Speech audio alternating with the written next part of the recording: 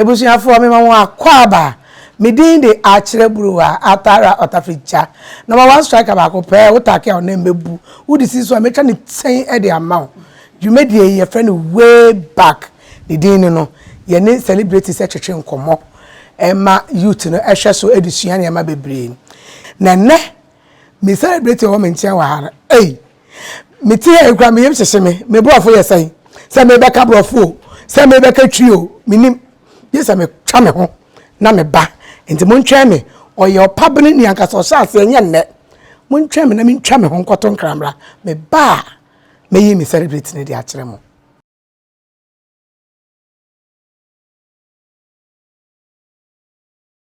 ebusuafo me sama mo akwaba biom sa fe na waso TV a wo hwe ya dwumedie ye friend way back ye ne celebrate se na twetwe nkomo me hye mo bo se me twa me ho aba enu nti ibeyi me celebrate kakaka na me kae no e de akyere mo na me ntumi hu na maka ne se me nka brofo se me nka twio brofo so me pede ya slang no ene na be edwe pa me celebrate no ni din e de Roselyn Ngissah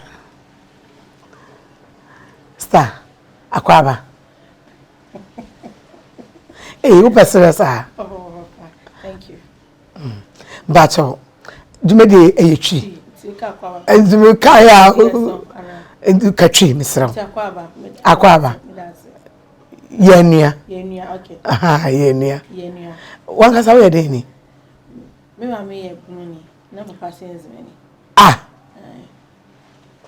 sa it's me free siandu mase and I'm sunny French sa Roselyn iduma we de ye ne say youth ne hwe yen bebre esua yen enu nti ye ni celebrities ni din komo a na omo aka omo ahyase okay ama say youth ne ti wono omo hwa no mo hu say say nipa we ya mi hwe ne sua ni obroye ansa na wedu bebi a wedu no nti mi so se enema nkoyi a enu nche se me nkofa koti kwan bi na mi fe nya me ho e wo se me nya abote kakakra me so dia me hwehwe wa brabo mu no me sabeka nti me hia wa bakosem kakra movie industry fiti wujira abayo a wusisu a wo de baina first and foremost bibia meda ya me ase because ebia asema mbeka na ni obia na nya ne sa me free rich home me free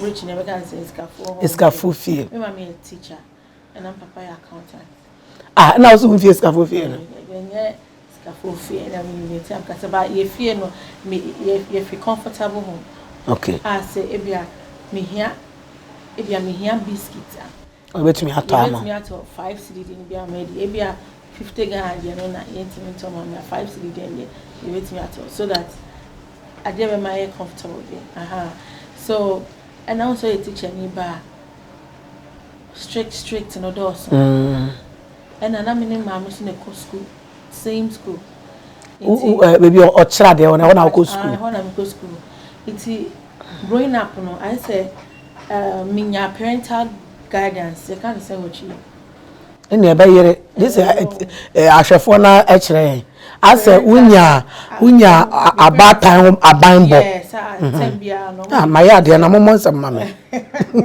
homework why because me am always school say no person teachers barber reporting me say anything no I check you know accountant for today bibia ye according to book ne pen yes it's me free rich home but mo okay na na okay yes school ya me ko be society also some other people might not ebe munya you can say opportunity to have parents on be sure mo ebe homework and now but mom parental guidance can into ebe some come asema on only background here different from me but at least obe picky baby like I say bia so cry the unya but at the end of the day no whether unya one yaw life like I say a process sana me believe life na a process what you say ebi mu dey bantem ebi mu dey balance ebi mu dey me believe say amoka on your marks get set go yin na ye dwane ye but ebi be di kan ebi so be di middle ebi kra be wu ebi so be to aso ebi the odi kan so betimi have supported there all brand so akọ into I always believe say aya yenya abotre kakra enti wo ko school no wie no wo to aso yes SS oh yes me to aso SS now there's no way only teacher ni accountant but na say on betimi for do school even acting e cry me wie SS Eco University no me papa ne me tena se bisa me say me sure say dem person me because no nya nka me call book accounting line no yes and so ya den the who na dey exactly because no na me papa no himself for me kwa bi na me act me mama so na nothing be a school drama be not me achieve kakaka but moving on no na fe drew pointer okay me say me acting there I need to make sure say me fight for me and no because yes my papa a producer and my papa will link so movie industry because okay me bani ti mo mbwa no esa wa for so say me am for say me ka say ka me accountant and a teacher there and you come to me I be am at that point no I'm on my own into udu be sign now we started say you came on your own me right university I mean who say this why is really penny? what I want to do no and I won't say I was saying me struggle me started then and who call university where University of Ghana Legon into time be na who call Nigeria no okay me ye woman wa Nigeria honey o ka sign na onka me okay ye woman wa Nigeria honey me I was there till JSS 3 even SS1 we started and I'm starting back to Ghana and I'm starting SS1 be my secondary school enti wo mama no papa e wo Nigeria na so mo ha omo hia wo ti hono mo me it's finally yin na mo nyine kakra na afa mo ba down enti wo ba e won Nigeria ne bia na say ejuma de wo yes me ba any there me concentrate on school because I'm missing my papa dey me back enti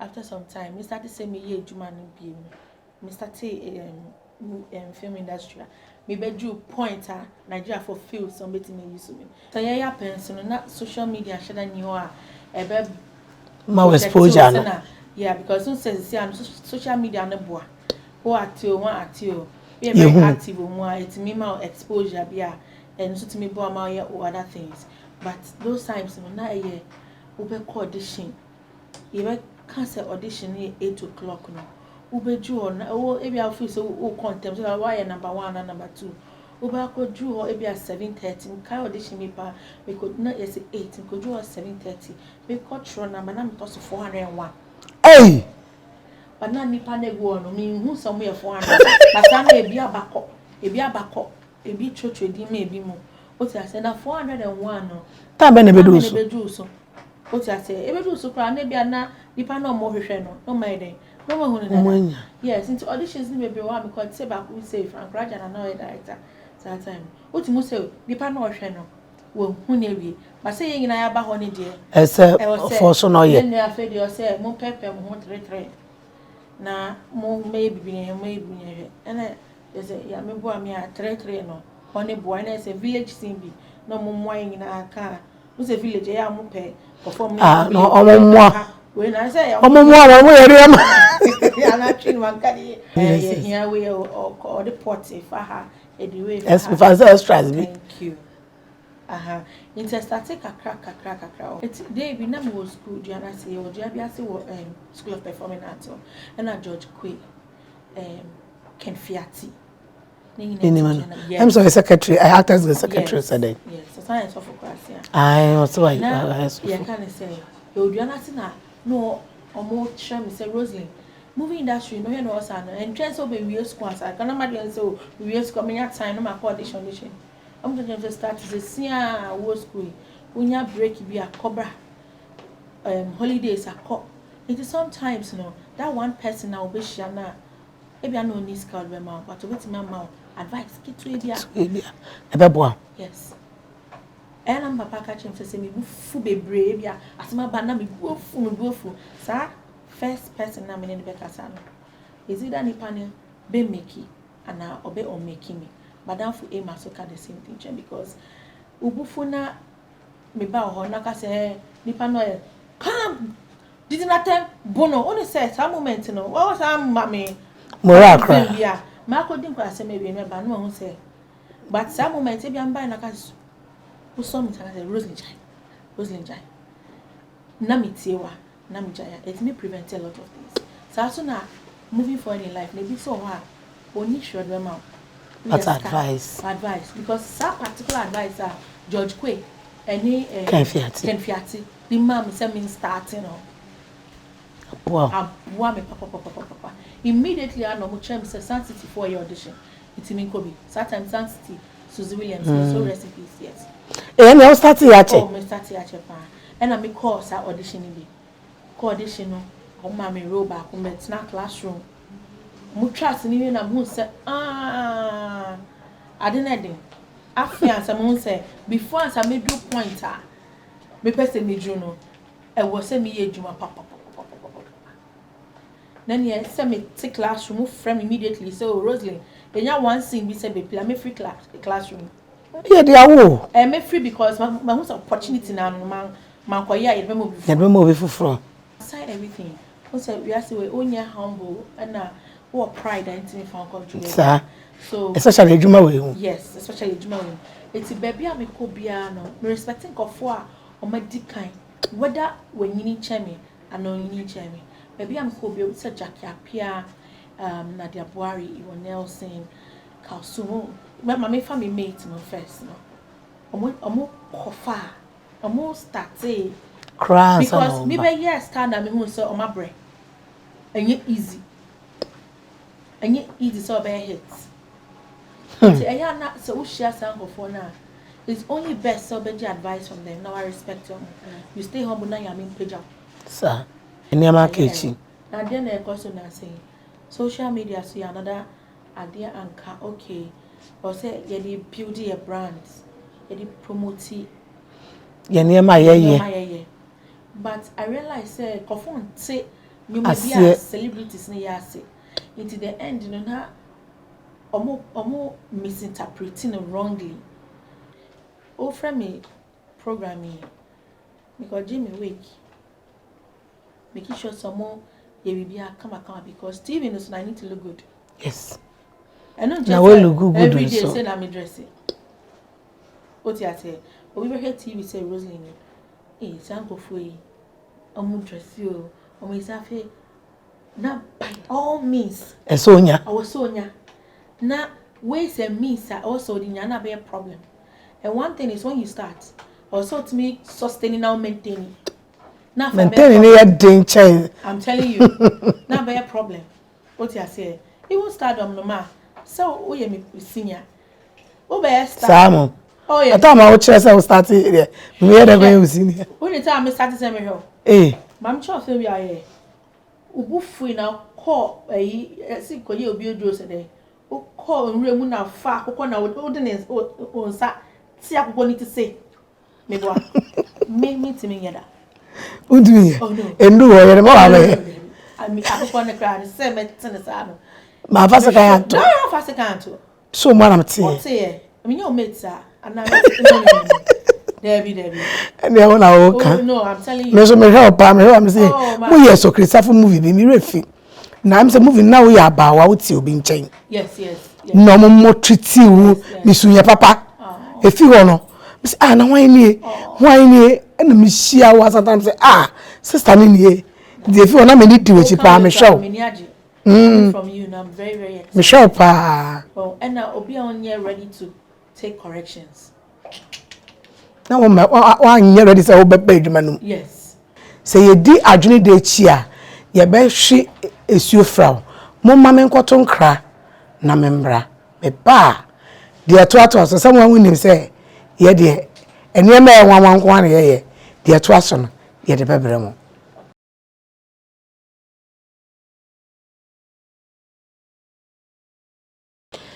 Ebusuafo sa fe na wo hwe ye wo TV so dia. And then I catch us a your friend way back with Akyere Bruwaa. A beer ye charge medie, your friend in Shrabakujo Mansion. In Shrabakujo Mansion. A higher for ye. Almost swimming pool. Just almost summer hatter.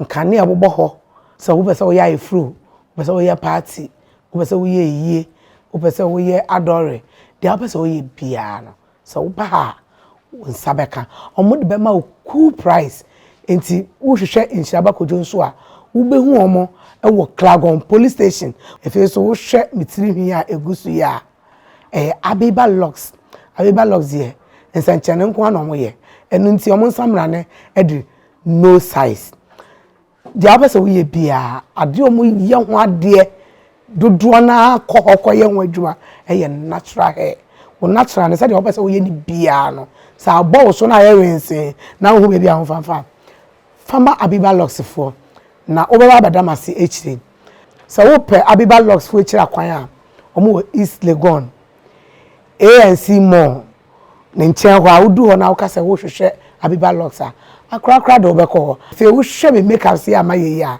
chese sababa na ye me makeup se na me fa hwe na me nim say eh nti min pa na me nie say me nim na nse sa ye obi bia etumi ye me nim ye fesa ni na eye beauty empire makeover hwehwe no Instagram wo de say wo hwehwe na say din e wa ma na wontumi a wa Akyere Bruwaa GH na bra me ni page we bisa me de ne number be ma ana say me kire oni kire kwan ma wa ba ye wanimu ama me ne celebrity kakraka pa your friend Roselyn Ngissah I say also your born half na osan ye enzima enye show yi so a anka menim na ye twetwe nkomo nti me ba o sisi ano wo full time na acting ana wo ye bibi fufuro ka ho me ye shito me tontare sir. But in shop on the go. Frame ya nam de. Now the pa. Of course. Because the as no nyoma meeting ya all the time iti. Ebi so hard time iti. Nyoma ebi wan kwankran nyoma tiniba. Na maton. Nti kana baby house. Tony ye. Ume na dia is we need setter shitono. Roselyn's gaga shitono. Eno na me ye. Gaga shito. Roselyn. Me was surprised with the man. Sir. Surprise. Oh. Hello. Hey, Bruni. Roselyn. Hi, Bruni. Sir.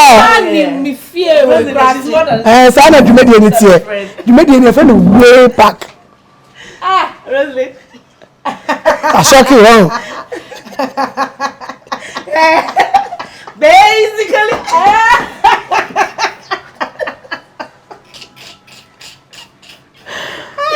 You are sorry. Oh wow. Yes, wow. Kro ni anga so. Na ni ye adwuma ba ko so. Muti se nnua. Okay. Sa na adwumadi ni tie. Your friend way back into me pet no ho abakosem kakra. Abakosem de kasi kan ewie. Roselyn is more than a friend to me. She's a sister and everything. I mean, yeah, but two more industries at that time, 2010, 9, 11, or baby there. Not only stars, only about two more. Yeah, 10. That be over 2 me as a best. I said no frame, and I'm see you travel blue. Yes. Sin of the soul. Sin of the soul. 2008. 2008. You go way back. And see, Roselyn dear. She's a pioneer, or a senior, and Casa, or a senior, and Betuno. But here by no so no more around that time, no. That starts, Jackie, Roselyn, and they and Shadow knew, but also you have the before one. She's a nice person. Na nisu ankasa te se. Obi a ne bufu. Obi o pa agro. Obi o na abaka o da ma be tie. Kakra o ndo opehuro.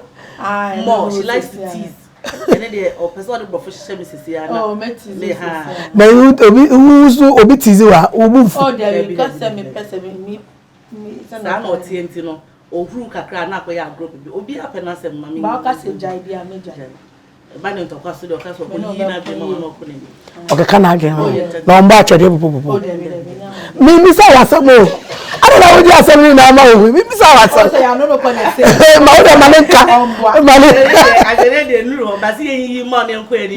No, she one can and that's one Cassan Hoka Crana. So when Chiana, how come I be chatting? Kind of question. The next time they don't want to talk to you. No, Roselyn, if you talk to her or not, no, I can't read. Give me a surprise, mom. Say, who are surprised you will be, and never also maybe I'm surprised. Surprise. Oh, we and that. Talk about them.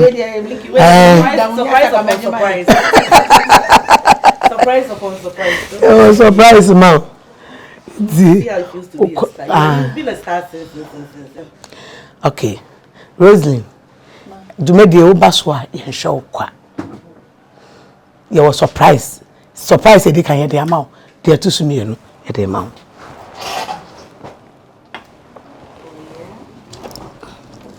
Wow. Surprise. I the drum Let you say. Wow. Nice. Surprise at also I had the amount. Wow.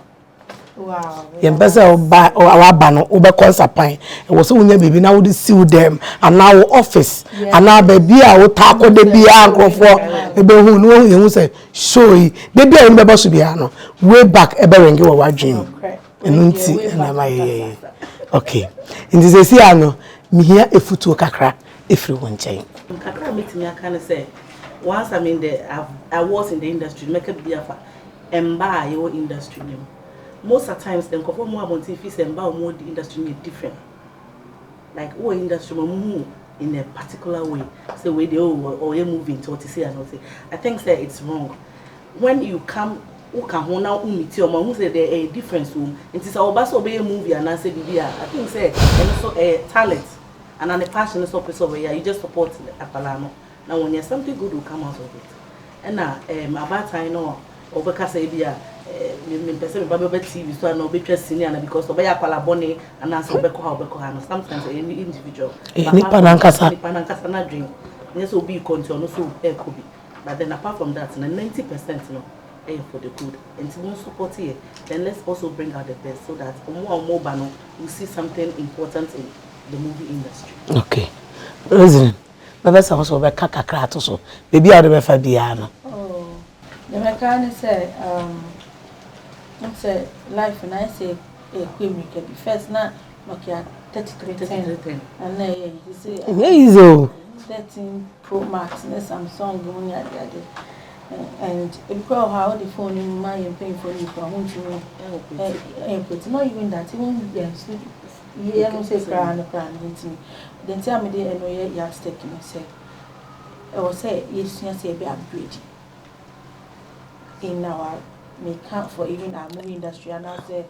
upgrade here now say phones cry but say you want upgrade it's never say says okay on say every time be no camera for me ba say now if you are more pretty and yes no more pretty maybe I make up for forever ni say na ye make up first yes na ye necessary inti ni pankasa na twa setem ya no we upgrade so that we are still kunja na because work with school so continue yes apart from that we being here for Christ teaching because yeah very cost rubber form a bit me make you decision a bit me dey but yami wo mu a man yes simple mind we na mati asema ye maame aka o say on the obefa movie industry no asem na waka say sawofo mama ye bibia mo support wo mo na mo be ka kire mo say mo kwa